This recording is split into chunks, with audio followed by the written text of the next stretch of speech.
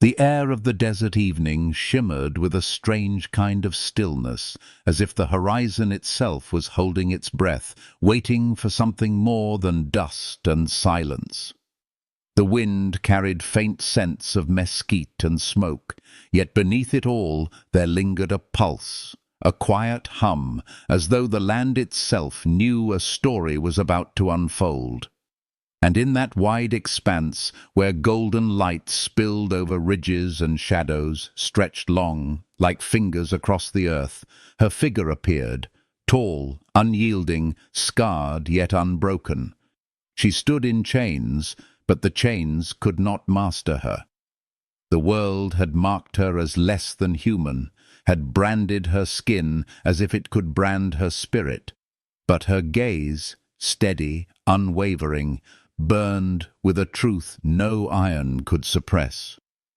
He was there too, a man shaped by war and silence, Callum Rigg, whose eyes carried the ache of battles fought both on fields and inside his own soul. He had long ago laid aside the weight of weapons, carrying instead the heavier burden of conscience. And when he saw her, tethered between cruelty and oblivion, he did not see meat, he did not see property. He saw a person standing taller than despair. He saw a woman who, even in chains, refused to bow. Something inside him stirred, something that felt like an old wound cracking open, but also like a seed daring to sprout after endless drought. It began not with words of fire, but with quiet defiance. He stepped forward, not as a hero draped in glory, but as a weary traveller who simply could not look away. The crowd laughed. The butcher measured her body with eyes sharpened for slaughter. And then Callum laid down his satchel, opened a ledger, pressed a dull brass seal into the paper, and spoke words carved with calm authority. She was not for sale, not for their knives, not for their hunger.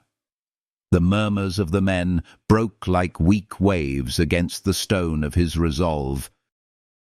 One moment she was a prisoner beneath the jeering eyes of strangers, the next she was walking free beside him, the rattling of her chains falling quieter than the sound of her steady breath. They left behind the yard of cruelty, and the evening wind became their companion. Dust swirled at their feet, the sun lowering into hues of amber and violet. Each step was heavy with questions unspoken. Who are you? Why did you do this? What will come of us now? Yet none of those questions passed their lips. Instead, the silence between them was not empty, but alive, a silence full of meaning, full of unformed trust, full of the fragile beginnings of something neither dared name. The path stretched long into twilight, and as night gathered, the first stars bloomed above them, small healing lights in the dark sky. The land was merciless, the road uncertain, but there was a strange comfort in walking side by side, even without touching. He carried no chains for her wrists, no commands for her steps, only the quiet offer of freedom wrapped in his steady presence. She carried wounds on her skin and fire in her spirit, but for the first time in too long, she carried also the possibility of tomorrow. And as the desert cooled, as coyotes called faint and far away, the story that had begun in cruelty began to turn toward tenderness. It was not yet love, not yet hope spoken aloud, but something gentler, like the warmth of a small fire in a vast wilderness, enough to draw them closer in spirit even when they walked apart. If you feel these words stir something within you, if they bring even a flicker of light into your heart on a weary day, let that spark guide you. A simple like, a quiet comment, a small act of subscribing is more than support. It is the way stories like this keep burning, healing, and reaching others who may need them too. Because sometimes what keeps us moving through the dust and darkness is knowing we are not walking alone. And so their journey did not end at the gates of that trading post. It began there. What came next would not only test the strength of his choices and her resilience, but would also reveal what happens when two wounded souls dare to step into the same silence together. As the night deepened and the first fire lit within the wooden walls of his humble shack, a new chapter awaited, where trust would be measured not by promises, but by every breath, every glance, and every act of simple, stubborn care. And in that fragile beginning, something rare began to grow, as steady as the beating of two hearts learning to keep pace with one another. The small shack stood hidden in the fold of the canyon, its weathered boards grey from years of wind, yet the roof held firm and smoke curled from its chimney like a quiet signal that warmth waited within. Inside, the air smelled of wood smoke and beans simmering slow on the iron stove. The walls bore no decorations, no luxuries, only the simple marks of survival. Tools hung neat, blankets folded, a shelf with tin plates stacked in order. For her, after weeks of chains, it was not emptiness, but a strange kind of abundance. The silence pressed around them, not hostile, but patient, like a soft blanket laid over restless thoughts. She sat near the fire, her back to the wall, eyes following every movement of his hands. He kept busy, steady, placing logs, stirring the pot, laying out tin bowls. Each act was small, ordinary, yet each one felt to her like a stone placed in the foundation of trust. Her shoulder burned with the red brand, the skin swollen, angry with pain. He noticed without staring, his voice even as he set a basin of warm water and a folded cloth on the table. "You can tend it yourself," he said, leaving space, leaving choice. She froze for a moment, then reached for the cloth. The water steamed faintly as she pressed it to the wound, her breath hissing through her teeth, but her face remaining calm. He did not move closer. He only kept watch out of the corner of his eye, making sure her strength did not falter. When she reached for the jar of grease, he nudged it nearer without a word. She worked it into her skin with slow, careful motions, every touch a reminder of her own endurance. Healing did not come quickly, but in that room under the low firelight, it began, not only for her shoulder, but for the deeper ache of being treated as less than human. When the beans softened, he placed a bowl before her, setting the spoon within reach, but stepping back as though to remind her that the choice remained hers. She ate slowly, steady, not devouring, not wasting, savouring each bite as if rediscovering the meaning of nourishment. He waited until her bowl was nearly empty before taking his own portion, a quiet rhythm forming between them.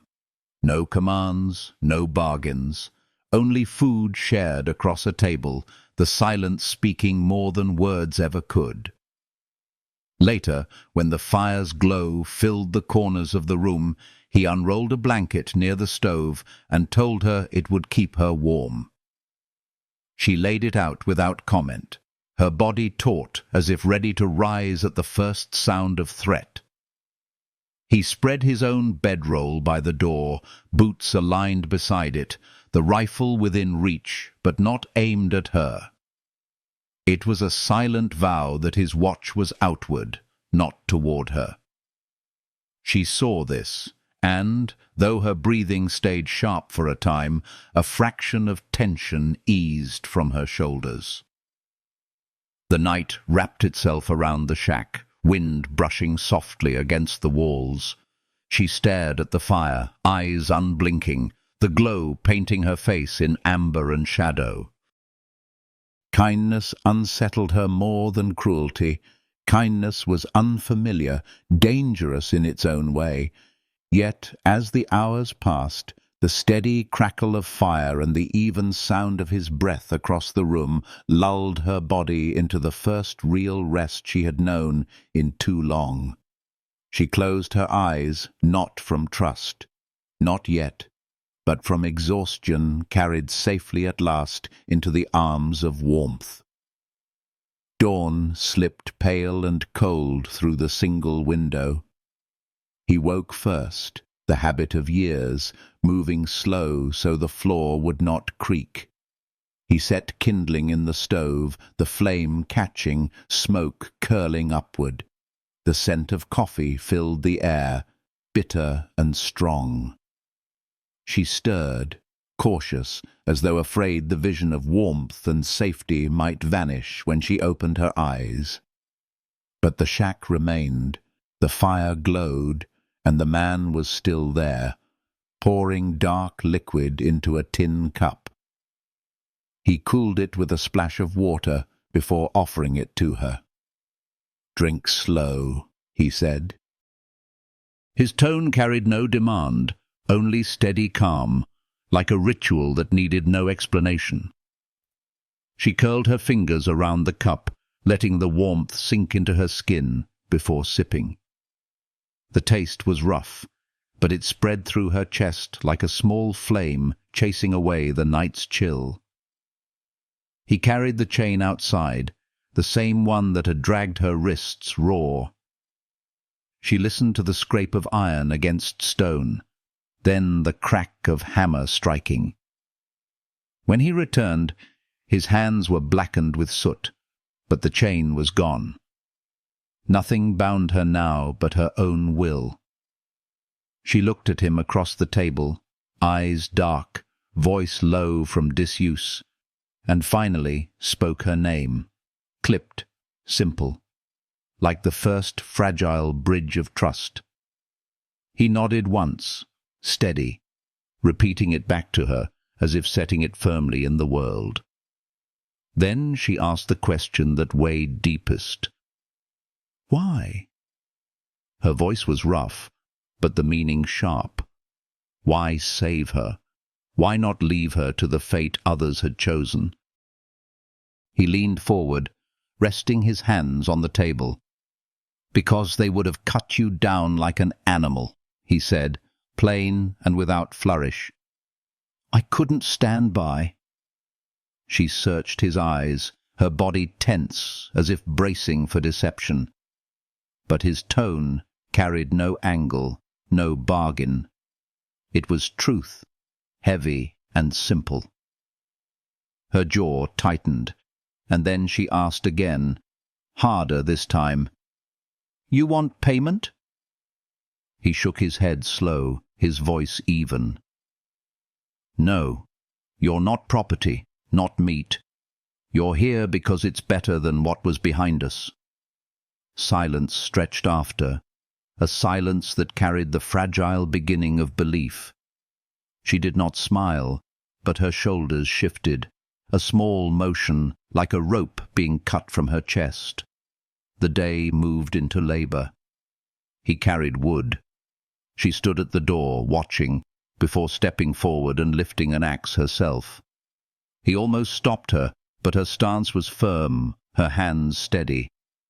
The blade bit clean into the grain, and he said nothing. Work became their language.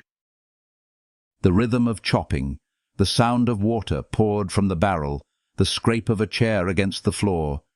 These small tasks became threads, stitching a fragile fabric of belonging.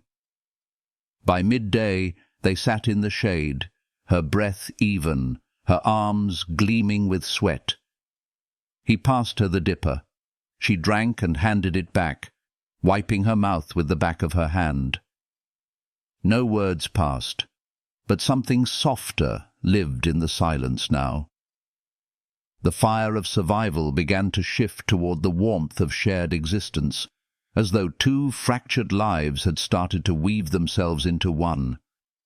The air carried smoke from some distant fire, and he noticed it, scanning the ridges beyond the wash.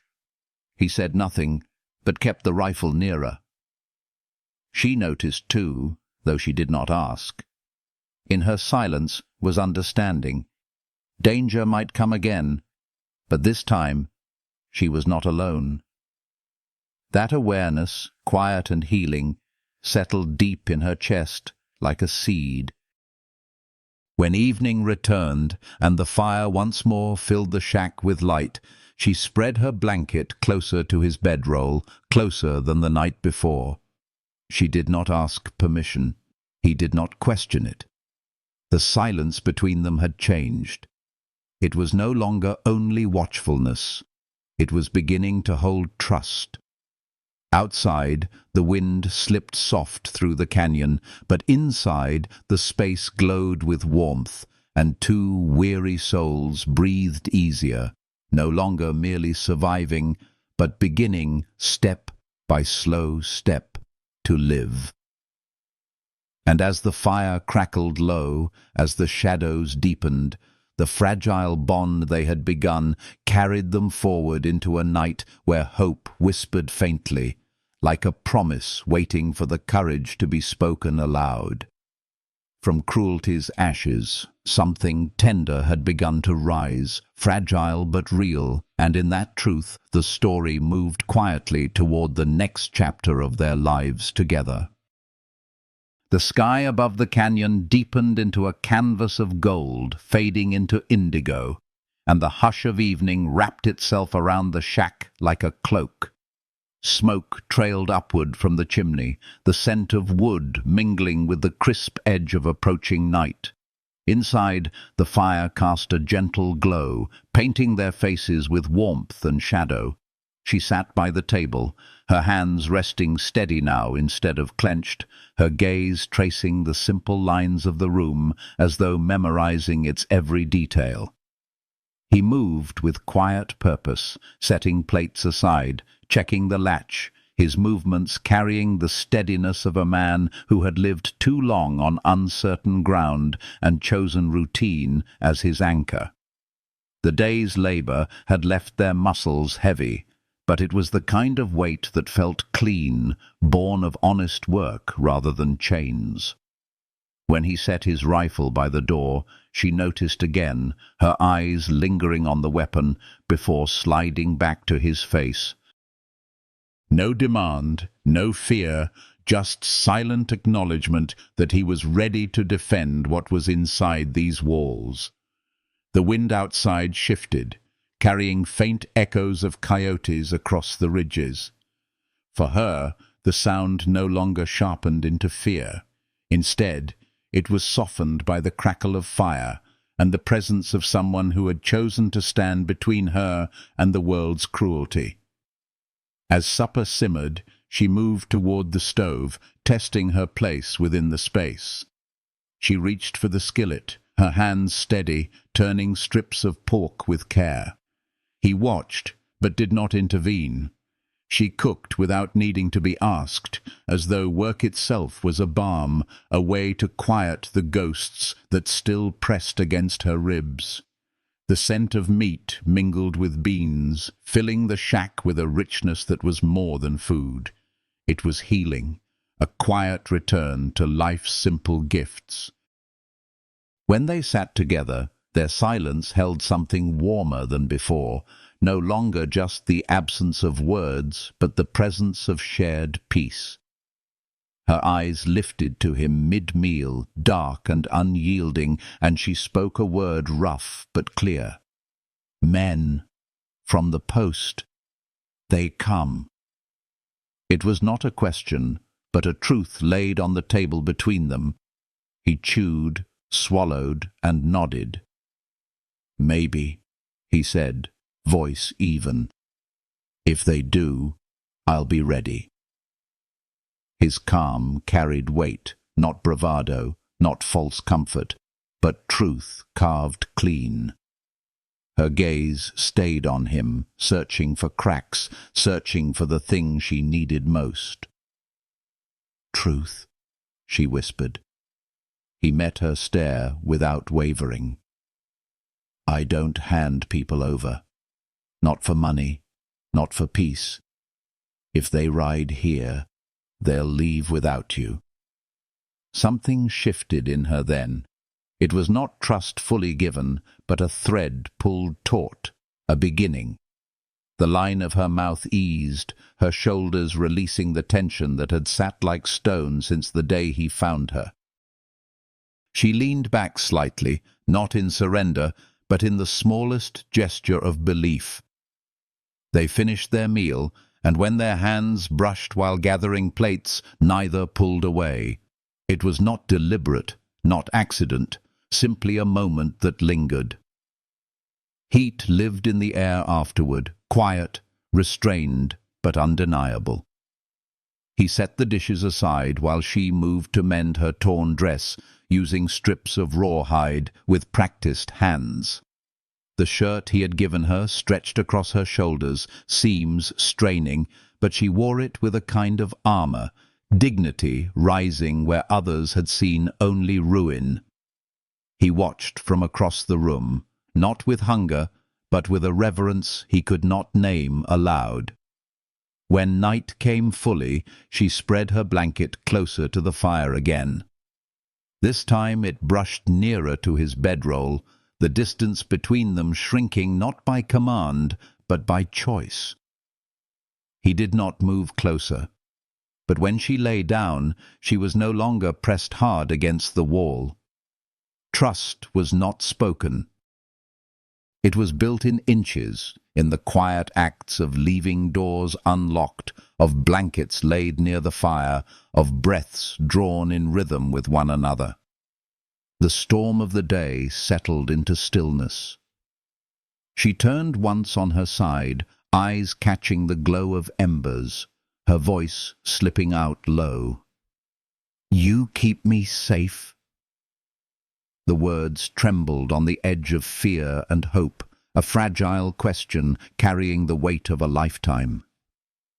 He did not hesitate. Yes. Not a promise cloaked in flourish, but a word as steady as the rifle by the door. She breathed out slowly, as though she had been holding the air for days, maybe years. The sound was soft, almost healing in itself, and for the first time her body eased fully beneath the blanket. He lay awake longer, listening to the stove's gentle ticking, the quiet draw of her breath. He thought of the men who might return, the dangers still crawling the edges of this land, but he also thought of the way she had asked, not as property desperate for protection, but as a soul longing for a place where fear did not rule. That thought warmed him deeper than fire could. When sleep came, it carried with it a fragile peace neither of them had tasted in too long. Outside, the night held its breath, the desert vast and unrelenting. But inside those walls, two broken lives had found a shelter more powerful than wood or stone.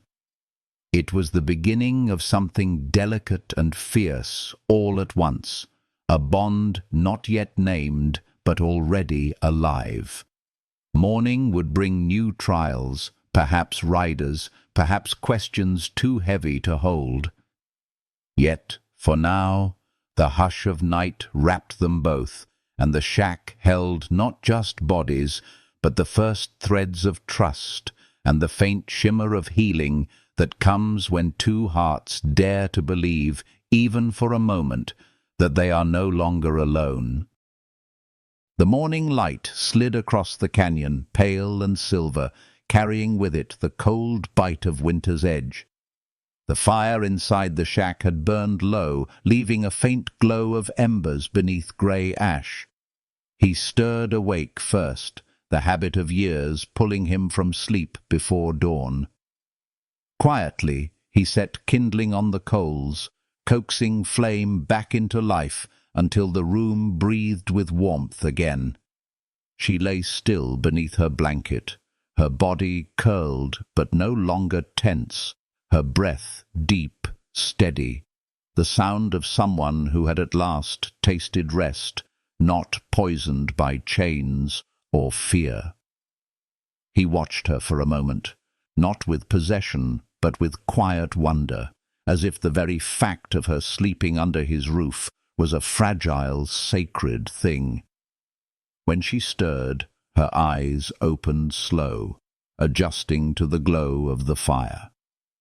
For an instant, her gaze carried the old reflex of suspicion, but it softened when she saw only him, pouring coffee into a cup.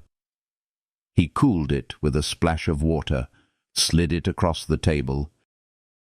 She took it, fingers wrapping around the tin, as if holding warmth itself.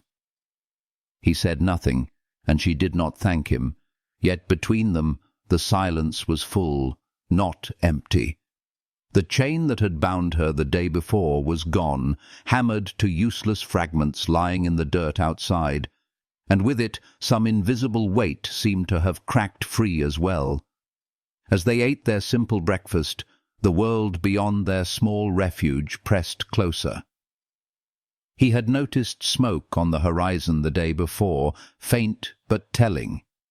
He said nothing yet, only kept the rifle closer, his eyes scanning ridges more than once. She noticed too. Her gaze followed his, and though she did not ask, the truth sat between them. The past was not finished with her. The men from the post might ride in, carrying greed, cruelty, or revenge. But here, within these walls, there was resolve steadier than fear. Later, she stepped outside into the cold morning, barefoot on the hard-packed dirt. The air was sharp, biting at her lungs, but she breathed deep, as if to test what freedom truly felt like. He was at the chopping block, axe steady in his hand, splitting wood with a rhythm older than memory. When she saw the second axe leaning against the wall, she reached for it without hesitation. He looked up, almost ready to stop her, then paused. He watched her stance, the way her shoulders set, her hands strong around the handle. She swung, the blade biting clean through grain, sending wood splitting in two. No words were spoken, but in that moment something unspoken passed between them, an equality carved from labor, a respect neither had expected to find. By midday, the pile of wood rose waist-high. Sweat glistened along their arms, breaths even but heavy, bodies working in unison like they had done this all their lives. When they paused, he handed her the dipper of water. She drank, wiped her mouth with the back of her hand, and sat in the shade of the lean-to. He lowered himself beside her, the silence again soft, not pressing. The desert stretched wide before them, the wash below empty, the ridges holding their secrets. For the first time in too long, she let herself believe she might see another sunset, another day beyond survival. The hours passed in quiet rhythm, he repairing a hinge on the door, she mending the torn seam of her dress with strips of rawhide, her fingers sure and precise. Inside, the beans simmered on the stove, filling the room with the scent of food that spoke of steadiness, of home. When evening fell, shadows lengthened, and the air turned colder, she spread her blanket closer to the fire, closer too to his bedroll. He said nothing, only placed another log on the flames, the glow rising higher, filling the room with golden warmth. But the night did not come without weight. The sound of hooves reached them first, faint but certain, carrying across the wash like a warning. He rose, face calm, rifle steady in his hand, and stepped to the door. She froze, broom still in her grip, her chest tightening as she looked toward him, then toward the weapon propped against the frame. Outside, 3 riders appeared against the dim horizon, men not of law, not of peace, but of power taken where there were no fences to stop it. Their voices carried across the open air, mocking, demanding the return of what they called property. He stepped forward, shoulders squared, rifle angled toward the dirt but ready. His voice was calm, plain as stone, denying their claim. They laughed, threatened, their hands drifting toward iron, but he did not waver. His words rang with the weight of truth, his stance carved with resolve. She was not theirs, not meat, not property. Inside she stood still, every nerve alive, her eyes fixed on the chain fragments by the hearth, wondering if she would need to fight again. Yet her hands did not tremble, for she knew now there was someone who would not turn away. The standoff broke with tension sharp as steel, but in the end the riders turned back, dust rising behind them. He lowered the rifle, returned inside, his face still carved hard before the edge eased. She gripped the table, her fingers pale from pressure, her breath tight. When he looked at her, she searched his eyes for the answer to the only question that mattered. Would he keep her safe, not for gain, not for pride, but for truth? His voice was steady as he spoke, softer now. It's done. They won't be back. Her throat worked, words slow but heavy. I believe. 2 words, fragile, yet powerful, carrying more trust than she had given anyone in years. She sat then, her body trembling not from fear, but from release, and when he set a cup of water before her, his hand lingered just a moment longer than needed, not touching, only near, like an offer she could choose to take. She looked at it, then at him, and in that silence something shifted. A small but certain seed of trust rooted itself deeper. That night, as the fire glowed and the wind pressed low against the walls, she spread her blanket closer still until her back brushed against his arm when she lay down. He did not move away. The silence between them was no longer empty, but full of warmth, like a hearth newly stoked against the cold. Outside, the world waited with its threats and shadows, but inside those 4 walls there was safety, fragile yet real, built not from chains or bargains, but from choice. And as sleep claimed them, the question that lingered was no longer whether she would survive another day, but whether 2 broken lives, drawn together by chance and defiance, could find not just safety, but healing. The fire whispered its answer in the dark. Warmth is the beginning of love, and love, once kindled, is strong enough to carry them into whatever came next. Snow had come silently in the night, layering the earth outside in white, softening every line of the canyon until it looked as if the land itself had been remade. The world that had once been harsh and raw now seemed tender, wrapped in a healing cloak of winter. Smoke curled steady from the chimney, the air inside thick with warmth, with the low hum of fire, with the rhythm of 2 lives beginning to move in tandem. She rose from her blanket slower than before, not with suspicion, but with the heaviness of a body adjusting to new patterns of safety. He had already fed the fire, already poured coffee into a cup, already split wood and stacked it neat by the hearth. His movements had become a language, quiet, reliable, offering steadiness where once there had been only chains and silence. She watched him, and in her eyes was a question no longer sharp, but searching. He set the cup before her, his hand steady, his gaze soft yet unyielding, and for the first time she let herself take it without hesitation. She drank, and the warmth spread through her chest, easing the ache in her body, loosening something deep in her spirit. He saw it in her shoulders, how they eased just slightly, how the tightness in her jaw softened. He said nothing, because the silence itself had become a place of comfort, and she needed it more than words. The days unfolded into rhythm. Morning meant wood to split, water to carry, animals to tend. He showed her the simple order of the place, but never as command, always as invitation. She accepted, each task a way of claiming space within walls that no longer felt like a stranger's. She learned the sound of his step across the boards, the weight of his pause before he spoke. He learned the cadence of her breath, the way her eyes moved first to the door out of habit before softening back toward the fire. At times, when wind rattled the walls, the fear flickered back into her gaze. He never named it, but he always moved a little closer to the rifle, always kept the fire strong, always sat where she could see him.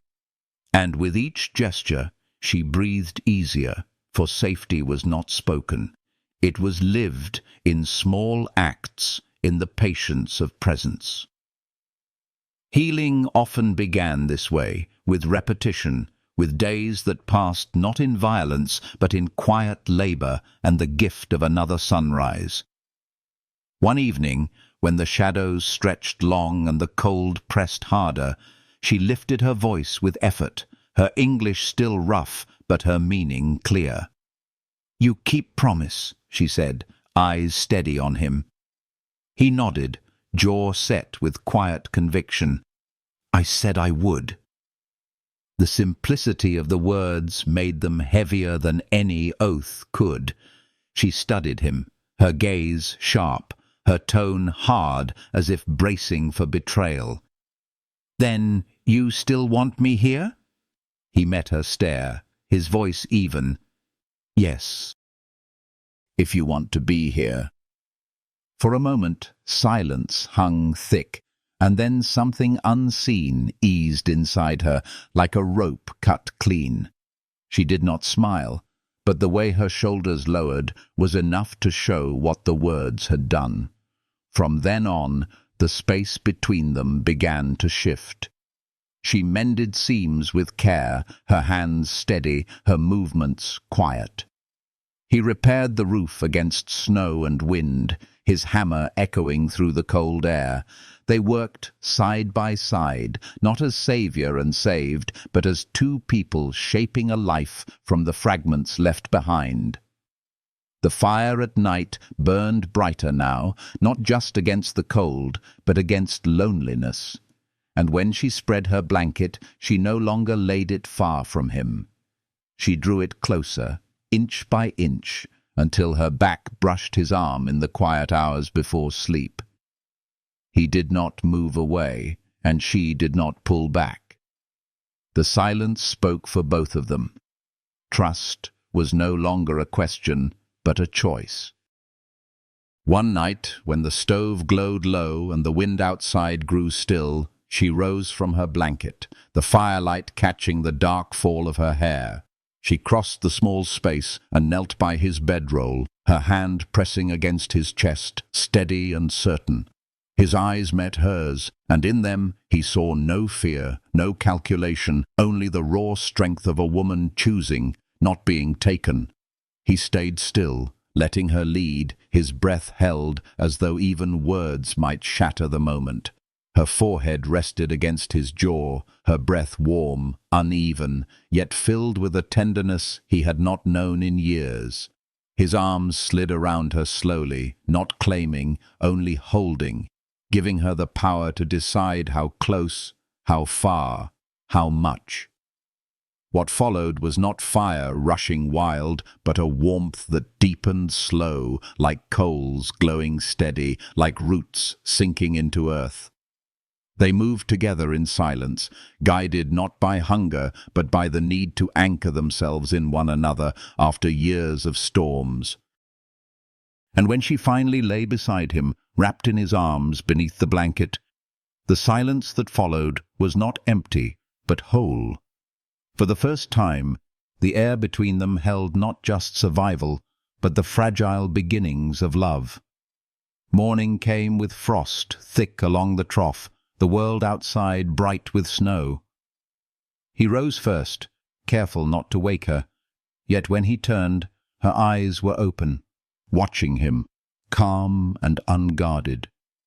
She pulled his shirt tighter around her shoulders, her hair loose from sleep, her face softened by something new, peace, however fleeting, however fragile. "You warm enough?" he asked, his voice low. She nodded, and the way she reached for the coffee without hesitation told him more than words could. From that day, their work together carried a different weight. Every board he nailed, every seam she stitched, every log stacked against the wall, was no longer just about surviving winter. It was about building something meant to last. When evening came, they sat by the fire not as strangers bound by chance, but as two souls beginning to believe in a future written by their own hands. The snow kept falling, silent and sure, but inside the shack was warmth, and between them was the slow, steady unfolding of a bond that had been born in chains but was growing now in freedom. And in that quiet, in the healing rhythm of days, they began not just to live, but to belong, to each other, and to the fragile hope that what they had found could endure. Winter stretched long across the canyon, its silence broken only by the crack of splitting wood, the scrape of shovel against frozen ground, the whisper of wind through pine and rock. Snow lay heavy on the ridges, whitening the world into something quiet, austere, yet strangely gentle. Within the small shack, firelight softened the edges of every shadow, turning cold nights into chambers of warmth. The two of them moved within this rhythm as if they had always been there, as if the days of chains and cruelty belonged to another life entirely. She rose early now, not from fear, but from habit born beside him. Her steps across the wooden floor had grown quieter, lighter, no longer driven by survival alone, but by a new-found steadiness. She tended the fire before he returned from feeding the mule, her hands sure as she stoked coals into flame, her face glowing in the light. He watched once from the doorway, snow clinging to his coat, and saw not the guarded stranger he had pulled from the auction yard, but a woman whose presence filled the room with strength. Meals became a ritual, not hurried but unhurried, not desperate but steady. She cooked often now, her hands moving with a memory of tasks done long before suffering had broken their rhythm. He repaired tools, mended hinges, patched the roof against heavy snow. At night, they sat near the fire, not always speaking, but sharing silence that carried more weight than words. She began to ask small questions about the land, about the mule, about the roads he once travelled. Her English came clipped, but he listened patiently, answering with plain truth. In her eyes, he saw curiosity returning, like green shoots breaking frozen earth. It was in these days that their closeness deepened into something unspoken but undeniable. At first, it was the way she laid her blanket so near to his that their shoulders brushed in sleep. Then it was the way her hand lingered on the table when he passed her a cup, her fingers brushing his, just long enough to mark the touch. The walls that chains had built around her heart began to fall, not from grand gestures, but from the slow, healing weight of routine, of safety, of trust, tested and proven with every dawn. Danger had not vanished, and both of them knew it. He kept the rifle near, polished and oiled, though he had sworn long ago to lay violence down. She noticed, but she did not question, for she understood now that it was not threat but promise, that he would fight only if the world demanded it of him. When riders came no more, when days passed in quiet labor, both of them began to believe that peace, however fragile, might truly hold. One night, the storm outside roared harder than before, snow whipping across the canyon with a howl. Inside, they sat close by the fire, blankets pulled high, the room filled with golden light. She turned to him then, her eyes steady, but her voice trembling with something deeper. "Safe," she whispered, as if testing the word aloud. He looked at her, saw the way her hands gripped the blanket, how much weight pressed behind that single word. He answered without hesitation, "As long as I breathe." His voice was plain, yet it landed between them like a vow carved in stone. Her shoulders dropped, the smallest shudder leaving her chest before she drew in a steadier breath. She moved closer until her head rested against his shoulder, until her hand lay against his chest, where his heart beat strong. For a moment he did not move, letting her decide. Then his arm came around her slowly, not pulling, simply holding, a shelter made of flesh and will. She closed her eyes, and in the stillness of that embrace, something long starved within her began to heal.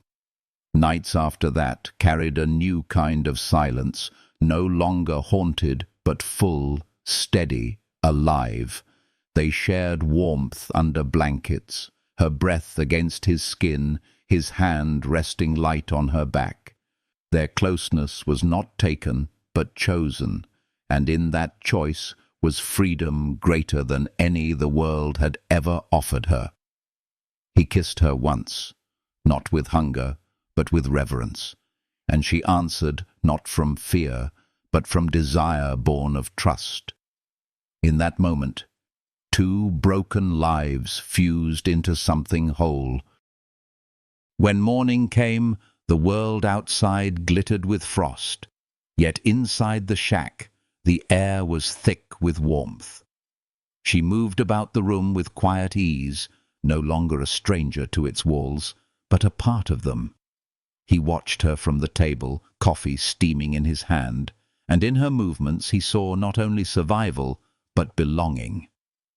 In late winter, when the snow began to thin and the first threads of thaw appeared in the wash, she pressed her palm against her belly one morning, her eyes fixed on him with a steadiness that cut through the air.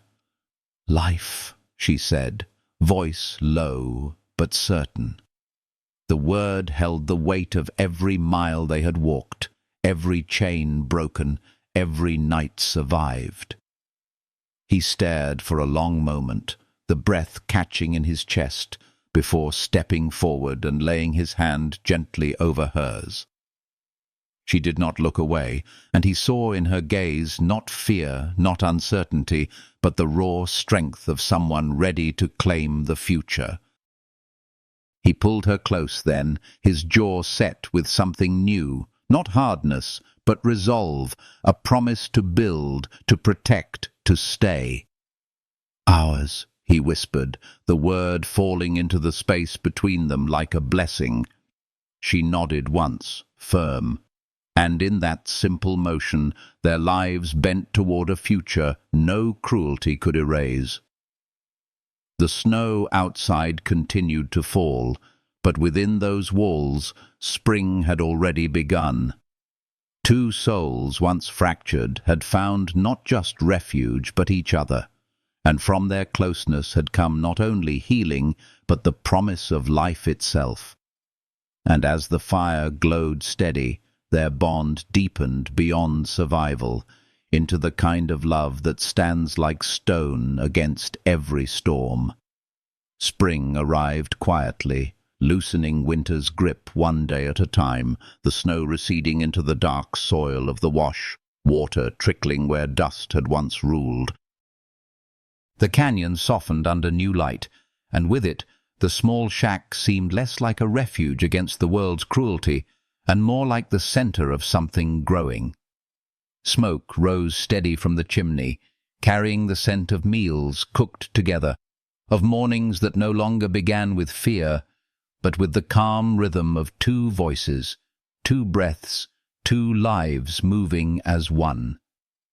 She moved differently now, not as someone waiting for chains, but as a woman shaping her own place. Her steps across the yard were confident, her hands sure as she stacked wood, mended cloth, stirred pots over the fire. He watched her often, not with hunger, but with reverence, as if each ordinary act was a miracle carved out of all the brutality she had endured.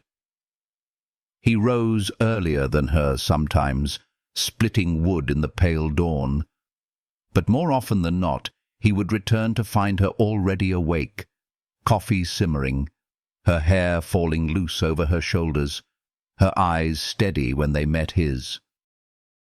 The rhythm of their days became more than survival.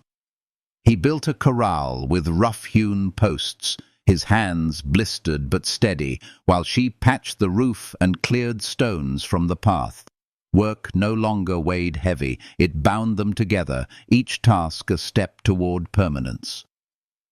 And in the evenings, when the fire glowed bright and the wind pressed low against the walls, they sat side by side, cups of coffee warm in their hands, silence alive between them. She asked him sometimes about his past, and though his answers were short, they carried the raw honesty she trusted. He asked her nothing about hers, and she trusted him for that too. At night, she no longer spread her blanket apart from his. Instead, she pulled it close until her back pressed firm against his chest, until his arms circled her waist without hesitation. The world outside could still be cruel, but in that space, in the hush between fire and darkness, they were whole.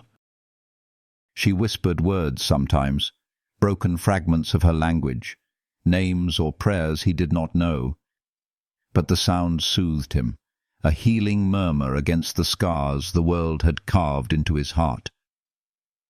It was during one such night, when the stove burned low and snow tapped faint against the window, that she pressed his hand against her belly, the curve just beginning to show.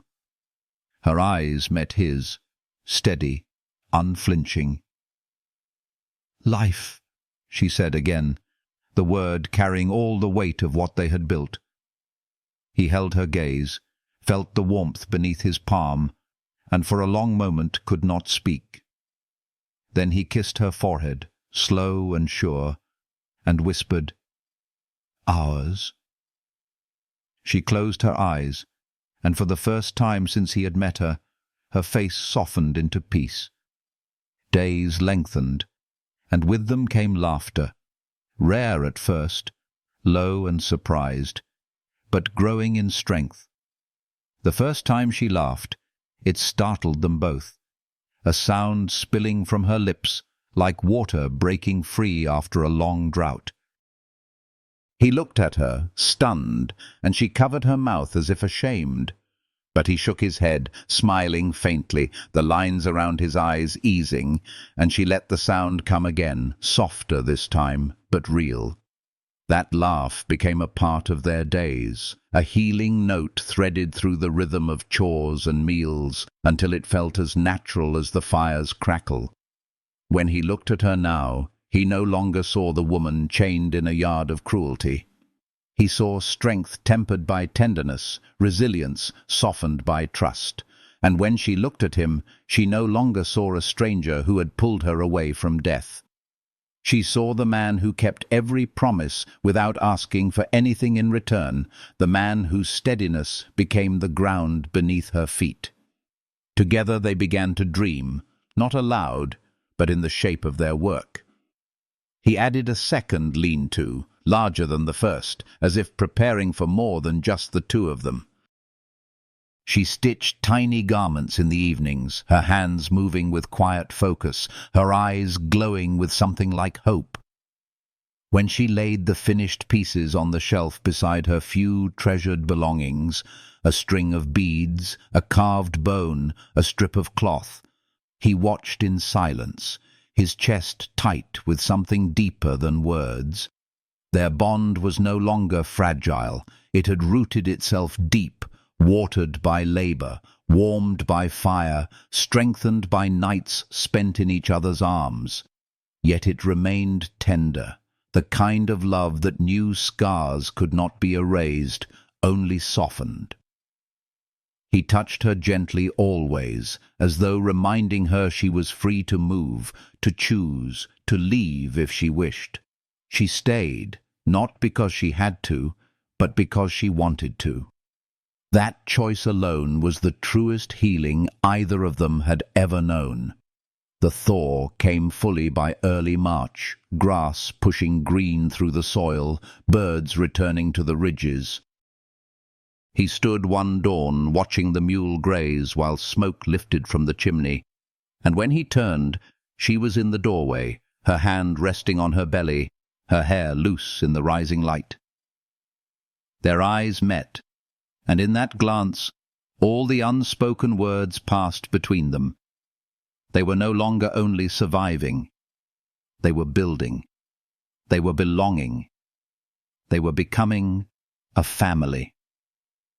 That night, with the wind soft against the walls and the stove glowing bright, they stood facing one another. No audience, no paper, no ceremony. She spoke first, her voice low but firm. "Here," she said, nodding to the space they had built. "Our way." He nodded, his jaw set with quiet resolve. "Our way." They sealed it, not with grand vows, but with a kiss deep and steady, the kind that carried both promise and peace. And when they lay down together, their breaths steadying into rhythm, it was with the certainty that whatever storms might come, they had already found their home. The canyon outside stretched vast and merciless, but inside those walls was warmth, trust, and the healing strength of love chosen freely. And in that space, wrapped in the sound of each other's hearts, they stepped fully into the life they had been building all along, a life no chain could touch, a life that would carry them into every tomorrow. Summer bloomed over the canyon, turning the wash green with new grass, the air sweet with wildflowers pushing through soil that had once been parched. The world that had known only dust and cruelty now shimmered with life, and within the small shack a deeper transformation had taken root. Smoke from the chimney no longer carried only the smell of survival meals. It carried the fragrance of stews thick with herbs she had gathered, bread baking slow, the scent of a home lived in and loved. Their days moved in harmony, every task touched by intimacy, every silence softened by trust. He built a second corral with his scarred hands, driving posts into the earth, while she stood nearby, her belly rounded, her body moving with the calm weight of new life growing within. She stitched clothes too small to believe, her needle piercing cloth with a rhythm as steady as his hammer striking wood. When she laid the tiny garments beside the carved bone, the bead string, and the worn strip of cloth on her shelf, it felt as if her past and her future had finally reached across time to hold hands. He watched her often in those days, not because he feared she might vanish, but because he could not stop marveling at her presence. She was no longer the figure he had first seen, chained and branded, marked as less than human. She was radiant now, her strength softened by tenderness, her silence broken by laughter that came more easily, brightening even the darkest corners of his heart. At night, when she leaned against him by the fire, her hand resting over his, he felt the kind of peace he had never known, not the quiet of absence, but the fullness of love freely given and freely received. The world beyond the ridges still carried danger. Men like those who had come before might still ride again, hunger and cruelty in their eyes, yet he no longer feared it the way he once had. For he had built something here that no man could easily break. Their bond was forged not in desperation, but in choice. Every dawn she stayed. Every dusk she leaned closer. Every word she spoke in her careful English carried weight enough to keep him steady. One evening, as the sun sank low, painting the sky with fire, she stood in the doorway, her hand pressed to her belly, and turned to him with eyes glowing in the fading light. "Home," she said simply, the word carrying both gratitude and certainty.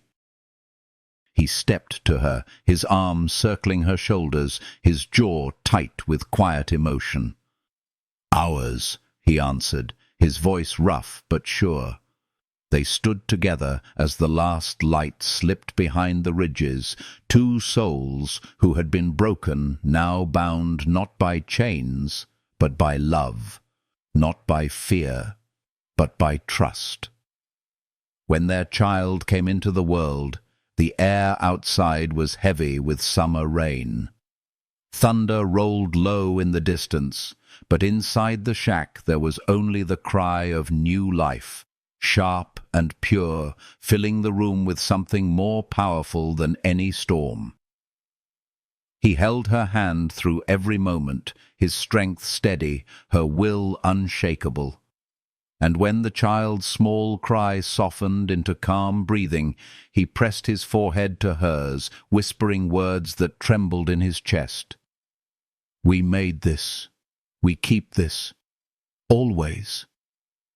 Tears glimmered in her eyes, not of sorrow, but of release, of healing at last from every cruelty the world had forced upon her.